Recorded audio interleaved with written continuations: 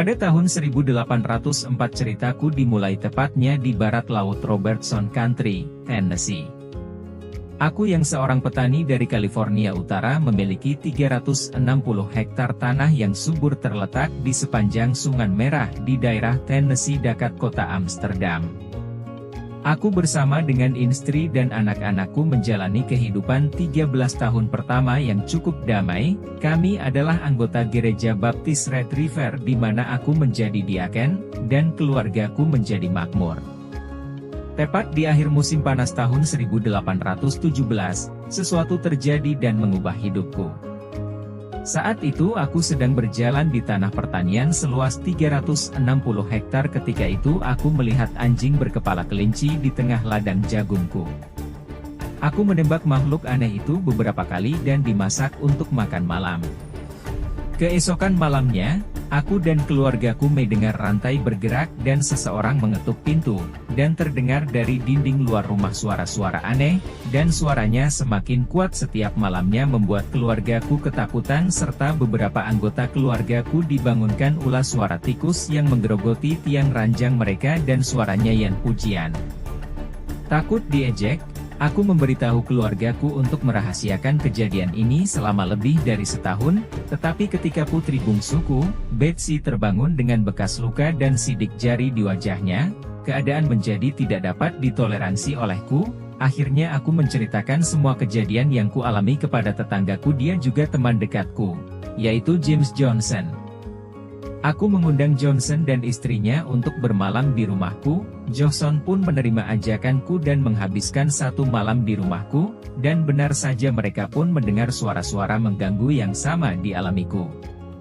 Setelah beberapa malam menyaksikan hal-hal aneh ini, Johnson menyarankan agar lebih banyak yang diberitahu dengan adanya kejadian ini. Tidak lama kemudian orang-orang datang dari jarak bermil-mil untuk mendengar dan menyaksikan kekuatan tak terlihat yang meneror rumahku. Berita itu pun menyebar ke Nashville, di mana Andrew Jackson ingin menyaksikan kehebohan secara langsung, tetapi saat mereka pergi roda gerbongnya terkunci secara misterius begitu sampai di peternakanku. Tak lama kemudian kekuatan yang tak terlihat ini telah memperoleh kekuatan yang cukup sehingga sekarang dapat mengeluarkan suara dan mengganggu sampai di peternakanku. Ketika ditanya oleh Andrew siapa dan apa kau sebenarnya, identitasnya pun terungkap. Roh tersebut akhirnya mengumumkan dirinya sebagai Kate Butts, seorang wanita eksentrik yang pernah tinggal di dekat rumahku. Roh tersebut adalah seorang budak yang menyimpan dendam kepada keluargaku karena tertipu dalam kesepakatan tanah yang sekarang dijadikan ladang olehku.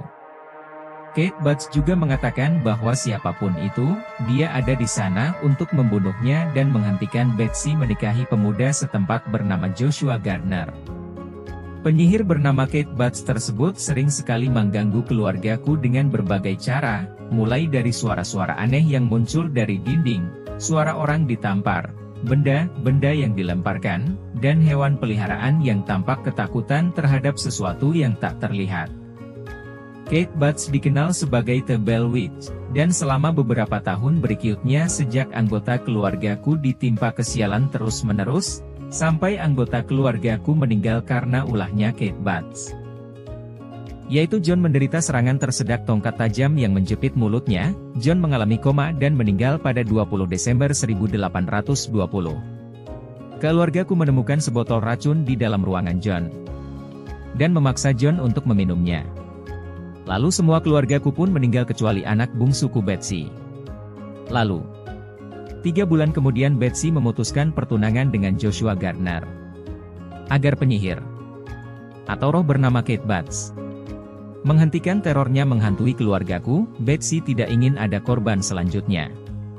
Setelah menyelesaikan misinya, The Bellwitch mengucapkan selamat tinggal, dan berjanji akan kembali. Dan benar saja, pada tahun 1828. Roh jahat tersebut mengunjungi keluarga Betsy dan menceritakan rahasia tentang masa lalu dan masa depan, dan terus mengganggu keluarga Betsy sampai meninggal semua, dan akhirnya rumah keluarga Bell dan peternakannya kosong. Tidak terurus dan menjadi misteri hantu yang tidak berujung. Kemudian kisah hantu di rumah keluarga Bell masih menjadi cerita menakutkan bagi warga daerah selatan.